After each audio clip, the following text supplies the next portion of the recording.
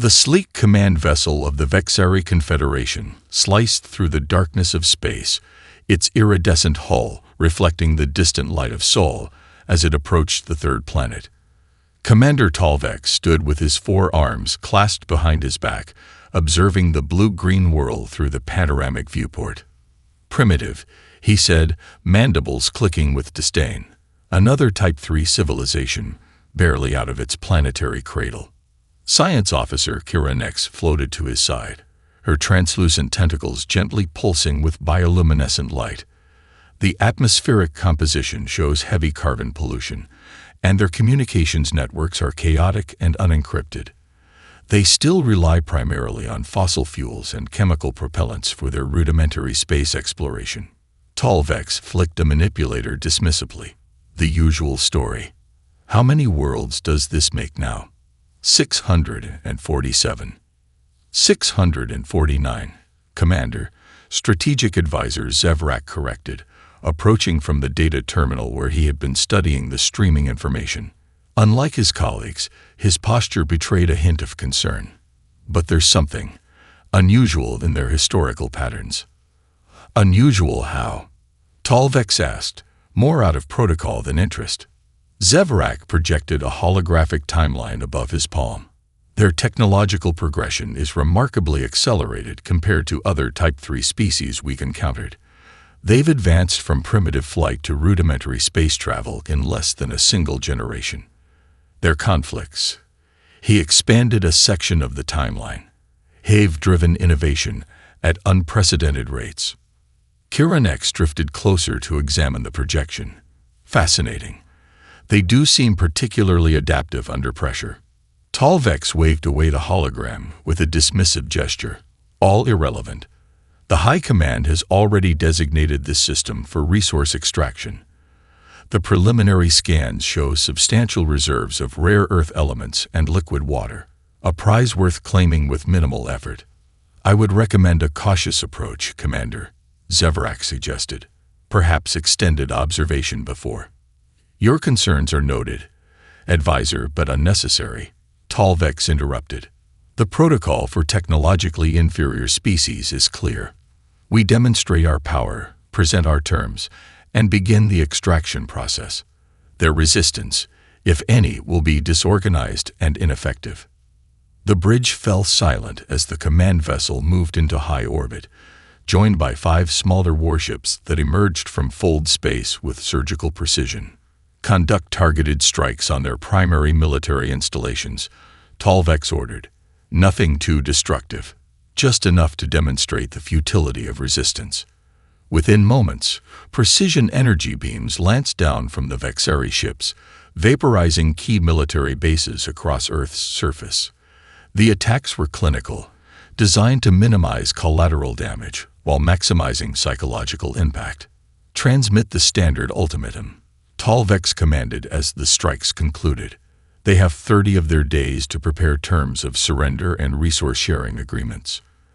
As the message beamed down to every communications device on the planet, Zevrak studied the real-time data from the surface with growing unease. Instead of the expected panic and disarray, he noted something peculiar. The humans' communications were rapidly organizing, encrypting, consolidating. "Commander," he said quietly, "I believe we may have miscalculated." Talvex didn't turn from the viewport where he watched Earth's night side rotate into view, the continents outlined in the lights of human civilization. "Nonsense. They're just another primitive species about to learn their place in the galactic hierarchy." But as Zevrak observed the patterns of communication intensifying across the planet below, he couldn't shake the feeling that the Vexari Confederation had just made a grave error.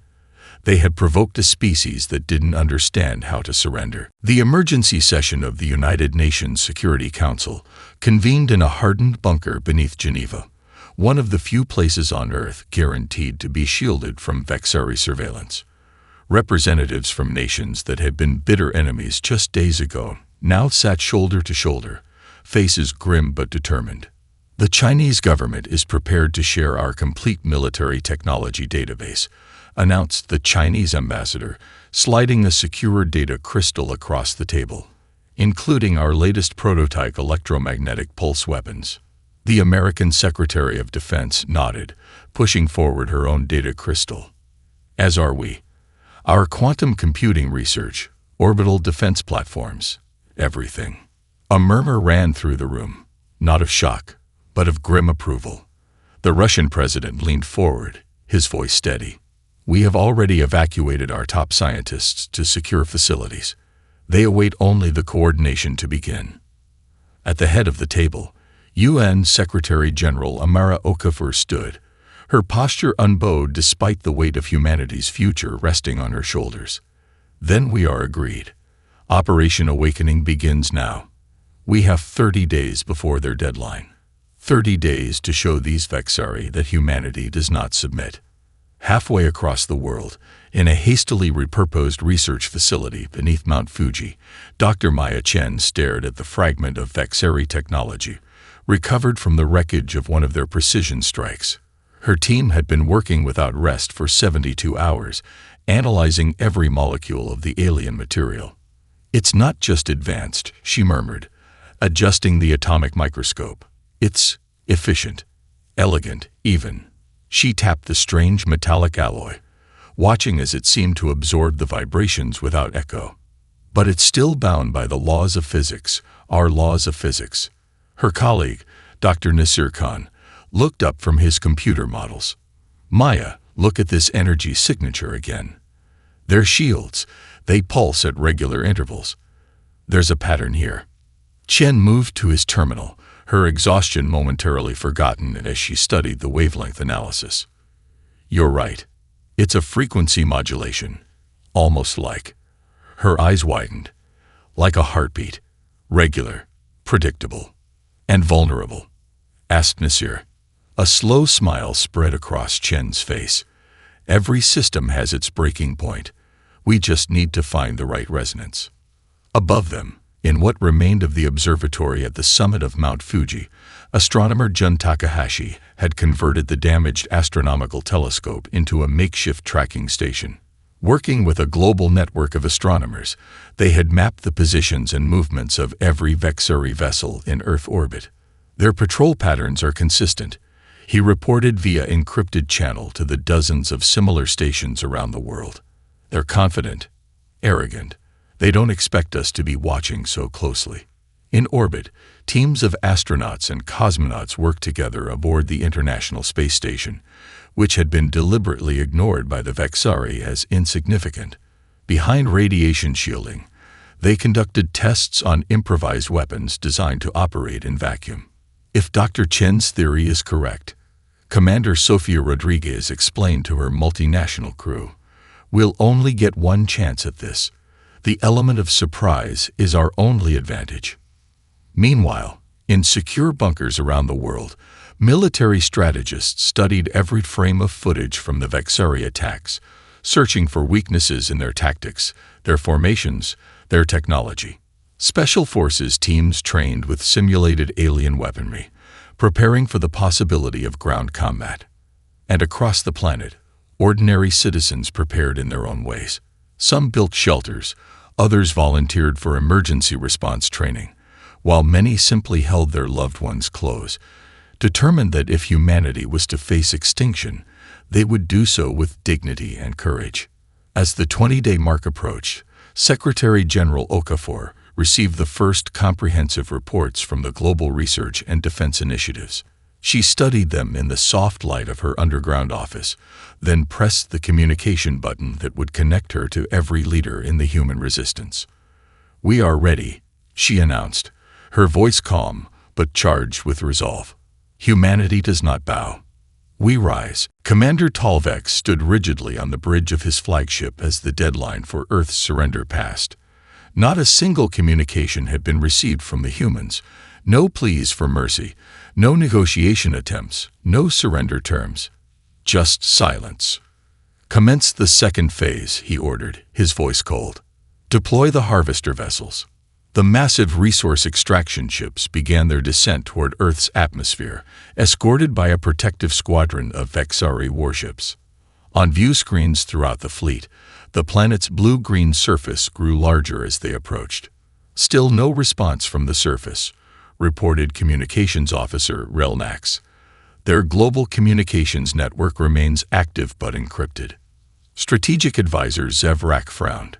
Commander, this is unusual behavior for a subjugated species. I recommend caution. Talvex clicked his mandibles in irritation. They're being stubborn, nothing more. Once the resource extraction begins in earnest, they'll. A proximity alarm blared through the bridge. On the tactical display, dozens of small objects suddenly appeared, rising rapidly from Earth's surface on intercept trajectories. What are those? Talvex demanded. Primitive missiles. The tactical officer replied dismissively. Their chemical propellants pose no threat to our shields. Zevrak moved quickly to a sensor station. They're not conventional weapons, he warned. These air. Before he could finish, the first wave of modified Earth missiles detonated in carefully calculated patterns around the Vexeri fleet.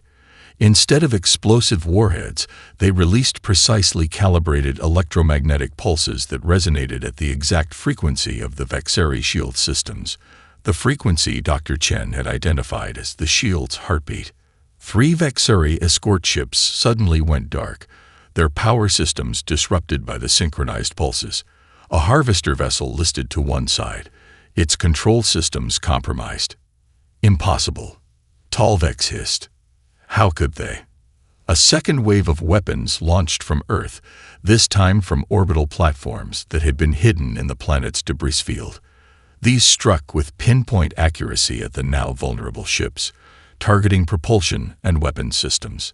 Multiple vessels reporting critical damage. The tactical officer reported, his earlier dismissiveness replaced with alarm. The humans are using our own debris against us. They've modified fragments from our previous attack into kinetic projectiles. On the primary view screen, Earth Defense Forces could now be seen launching from concealed bases around the globe. Aircraft using technologies that hadn't existed a month earlier, clearly reverse-engineered from Vexeri systems. Order a strategic withdrawal, Zevrak urged. We need to reassess. No. Talvex slammed a fist against his command console. Deploy ground forces. We will crush this resistance personally. But as Vexeri landing craft descended toward major population centers, they encountered not panicked civilians but coordinated defense forces. In Washington, Moscow, Beijing, and dozens of other locations, humans had prepared meticulous ambushes using their intimate knowledge of their own terrain. 26 hours later, the remnants of the Vexeri attack force limped back into deep space. Of the 37 vessels that had begun the assault, only 22 remained operational. Commander Talvex's flagship had sustained heavy damage, its once pristine hull now scarred and blackened. This is unprecedented, Science Officer Kiranex said quietly, examining the casualty reports. No Type 3 civilization has ever repelled a Confederation first-wave attack. Talvex stood in rigid silence, his pride wounded more deeply than his vessel. When he finally spoke, his voice was barely controlled. Send word to the High Command. Request a full invasion fleet. After Talvex left the bridge, Zevrak approached the main view screen, studying the image of Earth growing smaller in the distance. They adapted our technology in mere days, he murmured to Kiranex. Imagine what they'll do with the breathing room we've just given them. Back on Earth, amid the celebrations of the first victory, Dr. Maya Chen stood in the smoking ruins of what had been a Vexeri ground transport. She ran her hand along the alien alloy, mind already racing with new possibilities. They'll be back, she said to Secretary General Okafor, who had come to survey the battlefield. And they won't underestimate us a second time. Okafor nodded grimly. Then we have work to do. The underground facility beneath Cheyenne Mountain had once housed NORAD's most sensitive operations. Now it served as Earth's primary reverse engineering center, where scientists from 37 nations worked in round-the-clock shifts to understand and adapt Vexeri technology. Dr. Maya Chen wiped sweat from her brow as she studied the propulsion system extracted from a damaged alien scout ship. The energy efficiency is remarkable, she told her international team. They're harnessing quantum fluctuations in ways we only theorized. Dr. Nasir Khan nodded, manipulating a holographic model of the alien drive core. 3 weeks ago, we were debating string theory. Now we're building engines based on it. Necessity is one hell of a motivator, remarked Dr. Leila Mbeki, the South African quantum physicist who had cracked the aliens' material science. Her team had already begun producing the first Earth-manufactured alloys that could withstand the temperatures generated by Vexeri-style engines. In another section of the facility, a group of ethical hackers led by a former cybercriminal known only as Ghost had made even more significant progress. Ghost's fingers flew across a custom interface as she navigated the alien computer systems recovered from the wreckage. Their security is impressive but fundamentally flawed, she explained to the military observers. They designed it to withstand brute force attacks from processing systems like their own. They never anticipated human intuition, the creative leaps we make when solving puzzles. Her team had managed to extract navigational data, star charts, and tactical information that revealed the extent of the Vexeri Confederation. Hundreds of star systems spanning a significant portion of the Orion arm of the galaxy. They're coming back, Ghost said, pointing to intercepted communications. And they're bringing a much bigger fleet. Meanwhile, at a hidden facility in the Atacama Desert, Commander Sarah Okoa prepared her multinational special operations team for humanity's most daring mission yet. Satellite tracking had identified a small Vexeri scout ship conducting reconnaissance at the edge of the solar system. This isn't about destroying it, Okoa told her team as they prepared to board Earth's first faster-than-light capable vessel, cobbled together from reverse-engineered technology. We need to capture it intact. The intel inside could make the difference between survival and extinction. The mission succeeded against overwhelming odds. Oko's team returned with not only the scout ship but also a Vexeri prisoner, a junior communications officer who, under respectful but firm questioning, revealed critical information about Vexeri communication protocols. As the 6-month mark approached, Earth had transformed. The skies were filled with defense platforms and early warning systems. Former automotive factories now produced energy weapons. Children studied alien language patterns in school alongside mathematics and science. When the Vexeri returned, they came with an armada of 300 ships, a force that had subdued entire star systems. Admiral Zevrak, newly promoted after Tolvex's disgrace, commanded from the flagship Indomitable Resolve. They've had time to prepare, he cautioned the fleet commanders. Do not underestimate them again. Even he, however, was unprepared for what awaited them. Earth's orbital space had been transformed into a defensive web of satellites, space stations, and automated weapons platforms. The first wave of Vexeri ships encountered minefields of devices that targeted their now reconfigured shield frequencies. Earth vessels, smaller but more maneuverable than their alien counterparts, darted between the larger ships, deploying electromagnetic countermeasures and precision strikes. The battle raged for weeks. Vexeri technological superiority clashed against human ingenuity and desperation. For every Vexeri tactical adaptation, humans found a counter. When the aliens deployed atmospheric incinerators, Earth forces responded with high-altitude electromagnetic disruptors. When Vexeri ground troops landed in major cities, they found urban environments converted into labyrinthine traps. In his command center deep beneath the rebuilt Pentagon, General Arjun Sharma received the casualty reports with a heavy heart. Millions dead, entire cities in ruins, but humanity held firm. We cannot match them ship for ship, he told the Global Defense Council. But we don't need to. We just need to make the cost of conquering us too high to bear. On the Indomitable Resolve, Admiral Zevrak reached a similar conclusion as he surveyed the wreckage of a third of his fleet. These humans, he mused, they don't fight like any species we've encountered. They don't recognize when they're beaten. The mood in the Global Defense Council's chamber was somber yet resolute. Holographic displays showed the extent of Earth's devastation. Coastal cities reduced to rubble, vast swaths of farmland scorched, millions of refugees huddled in underground shelters. The Vexari Armada still orbited above them, diminished but regrouping. "We cannot withstand another assault of that magnitude," General Sharma stated plainly. "Even with our advances, we remain outmatched in direct confrontation." Secretary General Okafor studied the tactical displays, her expression thoughtful. "Then we changed the nature of the confrontation." Dr. Maya Chen stepped forward, her lab coat singed and stained from weeks of non-stop work. "We've completed the prototype interstellar drives. The first 5 vessels are ready." A murmur ran through the assembly. Admiral Helena Vasquez, commander of Earth's nascent space fleet, rose from her seat. "You're suggesting we take the fight to them?" "Not just suggesting," Okafor replied. "Ordering." The plan was audacious to the point of madness. Rather than wait for the next Vexari assault, humanity would strike first, not at the Armada directly, but at their supply lines, outposts, and communication nodes throughout nearby star systems. Intelligence gathered from captured Vexari databases had revealed the locations of lightly defended logistical hubs that supported their military operations. 3 weeks later, the first human interstellar strike force departed Earth orbit under the cover of a coordinated electromagnetic distortion that briefly blinded Vexari sensors. 5 ships, sleek, dark vessels incorporating both human innovation and reverse-engineered alien technology, slipped into the void, their crews fully aware they might never return.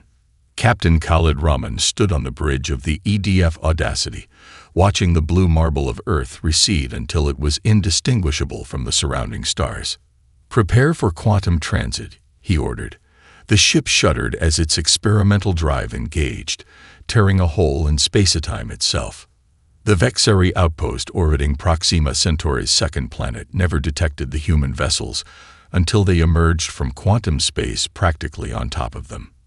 The ensuing battle was brief but decisive.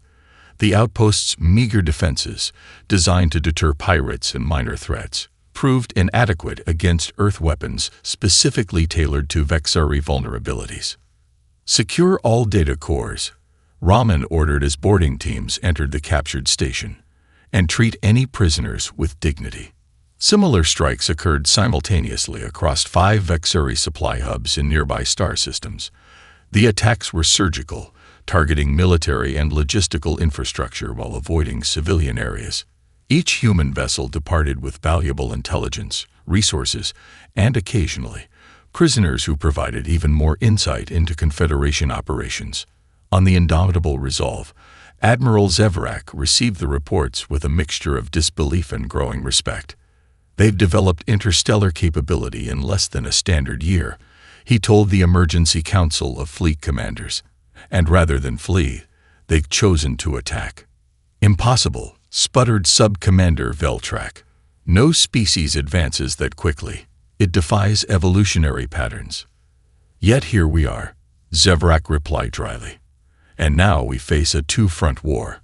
Our supply lines are compromised, and reports indicate that subject populations on 3 worlds have begun insurgencies using tactics suspiciously similar to human resistance methods." Intelligence soon confirmed his suspicions. Human strike teams had made contact with other species subjugated by the Vexari.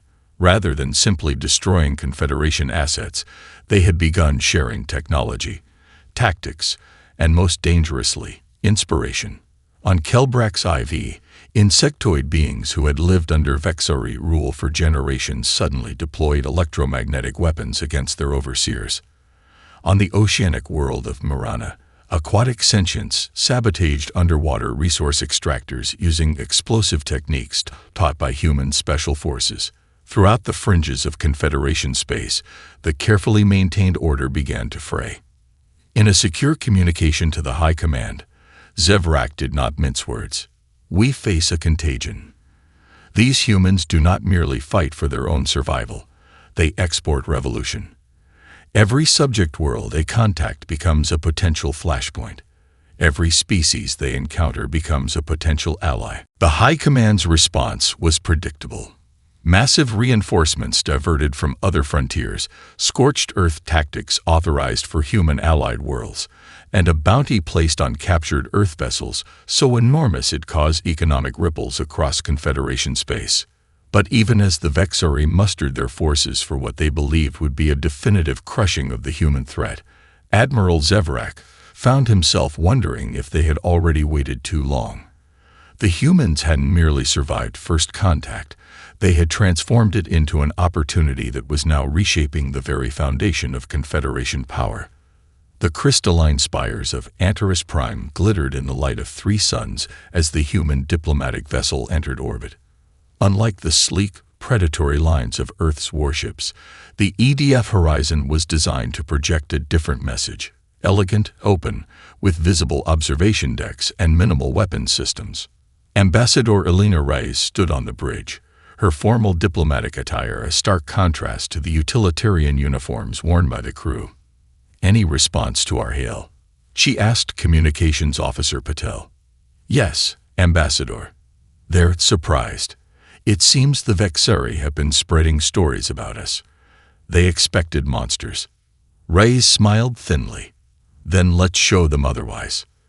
The Antari Alliance, a loose confederation of 11 species that had managed to maintain independence from Vexari expansion through a combination of advanced technology and strategic concessions, had watched the human resistance with cautious interest. Their governing council had debated for months whether to risk contact with the species that had thrown the mighty Confederation into disarray. In the vast meeting chamber at the heart of Antares Prime, Ambassador Rice faced representatives of all 11 member species. Some resembled insects, others reptiles or crystalline formations that defied terrestrial categorization. The eldest Antari, a being of living light named Luminara, spoke first. "Your resistance against the Confederation is unprecedented," she said, her voice translated through a field of harmonic resonance. "But we must know, do you seek merely to replace one empire with another?" Reyes activated a holographic display showing Earth, still scared from Vexari attacks, still rebuilding. "My people fight for the right to exist," she replied. "Nothing more, nothing less. We believe that right extends to all sentient beings." She proceeded to outline a proposal unprecedented in galactic politics, a mutual defense pact that respected the sovereignty of each member species, combined with technology sharing that favored no single power. Most radical of all was the human insistence that any world liberated from Vexari control would determine its own fate rather than being annexed. "Your principles are admirable," said Folos, the insectoid representative from the silicon-based Exarethi. "But principles seldom survive contact with power." "Then judge us by our actions," Rice countered. She shared documentation of human interactions with liberated worlds, medical aid provided, defensive systems established, then withdrawal once local governance was established. After 3 days of deliberation, the Antari Alliance agreed to a provisional partnership. Human tactical advisors would coordinate with Antari technology specialists. The Alliance's advanced shielding and stealth systems would complement Earth's innovative combat tactics and rapid adaptation capabilities. The impact was immediate and profound. Within months, joint human Antari forces liberated 7 Vexari-controlled systems. In each, the pattern was the same: precision strikes against military targets followed by humanitarian aid and support for local self-determination. Word spread throughout the galaxy. Species that had resigned themselves to eternal subjugation began to whisper of something long forgotten: hope. The Vexari High Command, facing its first serious reversal in centuries, recognized the existential threat this alliance represented. Grand Strategist Corvex, newly appointed after his predecessor's failures, proposed a radical solution. "The humans are the linchpin," he told the Confederation Council. "Remove them, and this resistance collapses. I propose we offer them what no other species has received: full partnership within the Confederation as equals." Admiral Zevrak, now marginalized for his repeated warnings about underestimating humanity, watched from the periphery as the Council authorized the diplomatic gambit. The offer was presented with great ceremony during a negotiated ceasefire. The terms were generous by any standard. Earth would be recognized as a sovereign partner in the Confederation, with access to all Vexari technology, protection from any external threats, and privileged trading status. In exchange, they would simply need to withdraw support from the rebellious worlds and accept the existing galactic order. The human delegation, led by Secretary General Okafor herself, received the proposal in silence. The Vexari representatives waited confidently, certain that no rational species would reject such advantageous terms. Okafor's response, broadcast simultaneously to Earth, Antari worlds, and every corner of known space that could receive the transmission, was brief. Freedom is not negotiable. Not for ourselves, and not for any beings capable of choosing their own destiny. We reject your offer. The broadcast continued with a declaration that would forever change galactic history, the Sentient Rights Accord, a simple document asserting that all thinking beings possessed inherent rights to self-determination, free from coercion or conquest. As the human delegation departed, leaving the Vexari representatives stunned into silence, Admiral Zevrak permitted himself a small gesture of respect. These humans continued to defy not just Vexari power, but Vexari comprehension. They had been offered everything and refused it on principle alone. The galaxy would never be the same.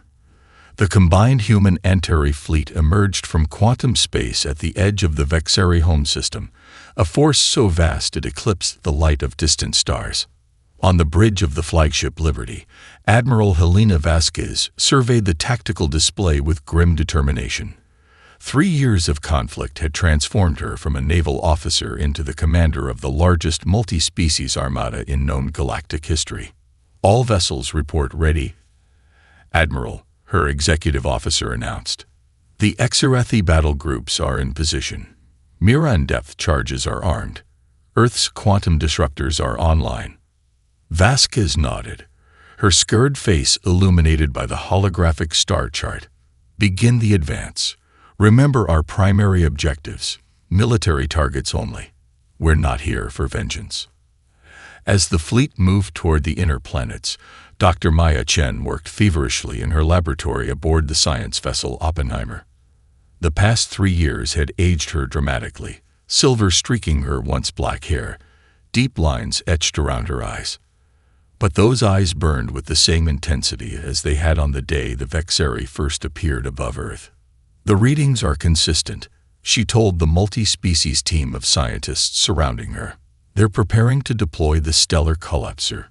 Intelligence from liberated worlds had revealed the Vexari's final line of defense, a weapon of such destructive power that even the Confederation had deployed it only twice in their 1,000-year history. The stellar collapser could destabilize a star's core, triggering a premature collapse that would generate a black hole, consuming everything in the system. They would destroy their own homeworld rather than accept defeat.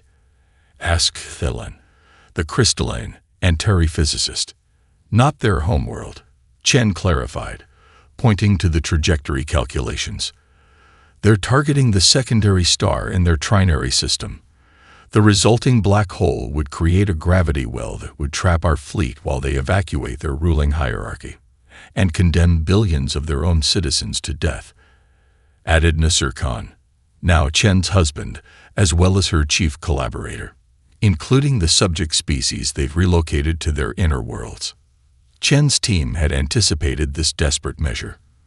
For months, they had been developing a countermeasure based on principles of quantum field manipulation that even the Vexari, with their advanced science, had never fully explored.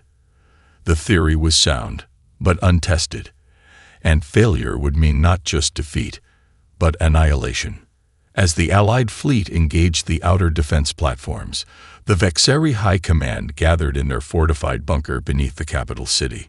Grand Strategist Korvex stood before the assembled leaders, his once proud posture now rigid with desperation. "The stellar collapser is our last option," he declared.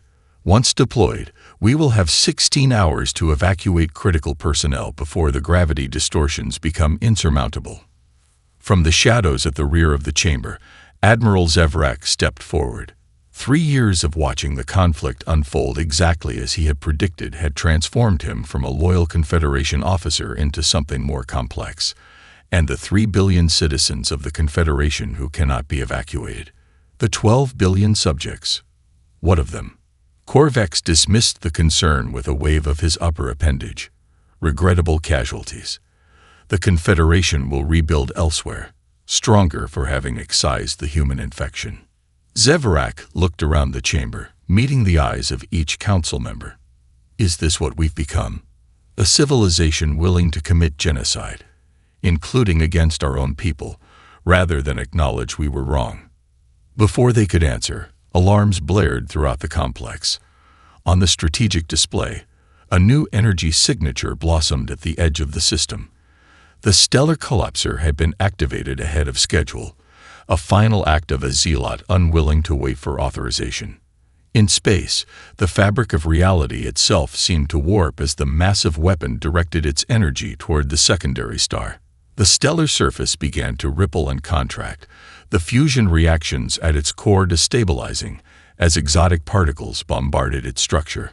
Aboard the Oppenheimer, Dr. Chen watched with horror as the star began its premature death throes. "Deploy the stabilizers now," she ordered. All of them.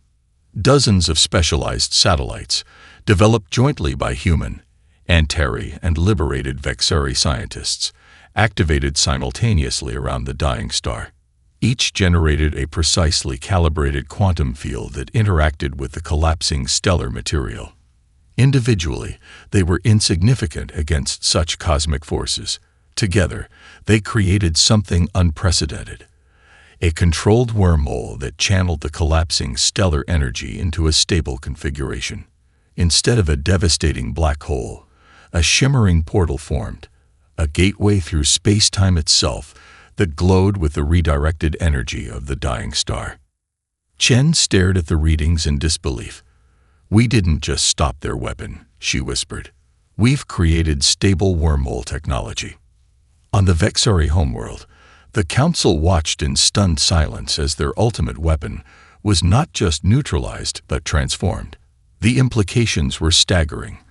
The humans and their allies had taken the Confederation's most destructive technology and converted it into something that would revolutionize interstellar travel and communication. In that moment, Admiral Zevrak made his decision. With a signal to loyal officers placed throughout the command structure, he initiated the action that would earn him both eternal condemnation and grudging respect from his people. The overthrow of a leadership that had driven the once great Confederation to the brink of self-destruction. 1 standard year after the Battle of the Vexari homeworld, representatives from 78 sentient species gathered in the newly constructed Harmony Dome on neutral territory. A once barren moon, now terraformed through combined technologies into a garden world symbolizing new beginnings. The Great Conclave, as it would be known in historical records across the galaxy, represented the most diverse assembly of civilizations ever gathered in known space. Former enemies sat alongside recent allies. Liberated worlds sent delegates who still bore the physical marks of Confederation control. Even reformed Vexari representatives, led by the provisional government established by Admiral Zevrak, had been granted observer status. A controversial decision that had sparked heated debate among the planning committee. At the center of the main chamber stood a circular table of polished wood harvested from Earth's forests. A deliberate choice to remind all present that the Grand Alliance had begun with a primitive world that refused to surrender.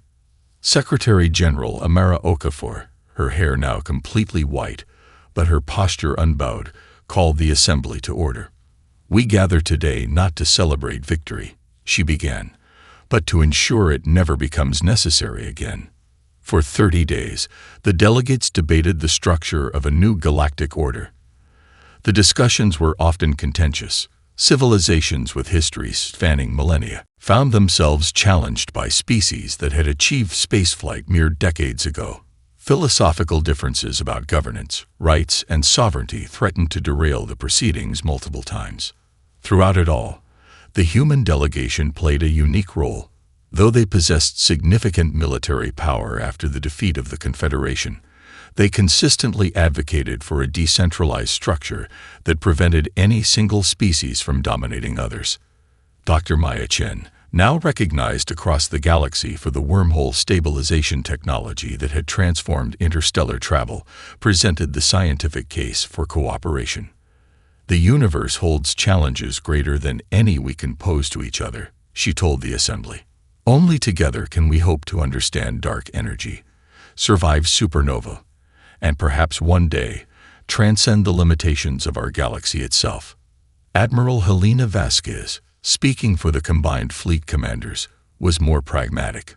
The weapons we now possess could sterilize worlds. The only defense against such power is to ensure no one ever feels the need to use it. After weeks of negotiation, the final charter began to take shape. Unlike the hierarchical structure of the Confederation, or even the loose association of the Antari Alliance, the new compact, formerly named the Galactic Concordat, but commonly called the Terran Accords after the world that inspired it, established a framework based on principles rather than power. At the human delegation's insistence, the drafting committee included representatives from recently spacefaring civilizations and even pre-FTL cultures that had been discovered during the conflict. Their perspective, Okafor argued, was essential to create a truly inclusive framework. The seventh article of the Accords, dealing with contact protocols for newly discovered sentient species, sparked particular debate. The human delegation pushed for strict non-interference provisions with developing civilizations, along with severe penalties for forced technological advancement or resource exploitation. We were fortunate, Ambassador Reyes explained to the skeptical assembly. We had achieved sufficient technology to have a fighting chance when the Confederation arrived. Many species are not so fortunate. They deserve the opportunity to develop on their own terms. The provision, informally dubbed the Humanity Clause by the delegates, ultimately passed with near-unanimous support. It established the principle that the right to self-determination extended even to species that could not yet assert that right themselves. On the final day of the conclave, as representatives prepared to formally sign the Accords, an elderly Antari philosopher named Luminera requested permission to address the assembly. Her crystalline form had grown dimmer with age, but her voice still carried throughout the chamber. I have lived 900 years, she began. I have witnessed the rise and fall of empires among the stars. But never before have I seen a species fight so fiercely not for conquest, not even merely for survival, but for a principle. She turned toward the human delegation. Many have remarked on your adaptability, your ingenuity in the face of overwhelming technology. But your true strength, the quality that transformed this galaxy, was your capacity to extend your empathy beyond your own kind, to fight as passionately for others' freedom as for your own. Zevarak, now representing the reformed Vexori coalition, was the last to approach the signing table. A murmur ran through the assembly as he stood before the document that would forever alter the civilization he had served for a lifetime. He looked up, his gaze meeting Okafor's across the table. My people still struggle to understand how a single world achieved what you did, he said, his voice carrying in the sudden silence. For the benefit of all who come after, I wish to acknowledge the truth that the Confederation refused to see. He placed his hand on the document, the formal gesture of his species signifying a binding oath. Let the galaxy remember this. The universe has issued its last warning. Do not provoke humanity, not because they cannot be defeated, but because they will teach you a better way to live. As the Accords were sealed and celebrations began across thousands of worlds, Dr. Chen stood at an observation window, looking out at the stars. Her husband joined her, slipping his hand into hers. What are you thinking? Nasir asked softly. Maya smiled, watching as ships of every configuration moved peacefully through the newly established wormhole nexus that would bind the galaxy together. I'm thinking that when the Vexeri came to Earth, They thought they found a primitive world to conquer. Instead, she continued, they found the one thing the galaxy needed most. A species stubborn enough to believe that a better future was possible and determined enough to make it happen.